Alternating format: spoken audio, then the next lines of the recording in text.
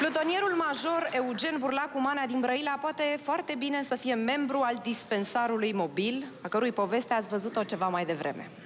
Este unul dintre cei mai implicați militari în operațiuni de intervenție în sprijinul populației civile.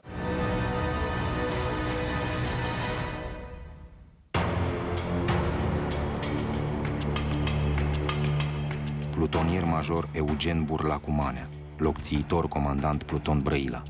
Plutonierul major Eugen Burlacu Manea s-a evidențiat prin modul remarcabil în care a condus detașamentele din subordine pe timpul misiunilor de intervenție în sprijinul populației civile.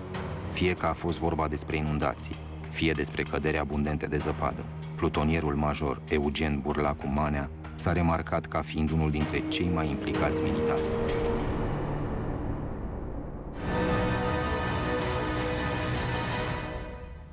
Mă simt onorat să vă mânez acest trofeu. Prin activitatea noastră demonstrați că viitorul medicinei românești este în mâini bune. Vă felicit încă o dată pentru activitate și vă doresc succes pe mai departe.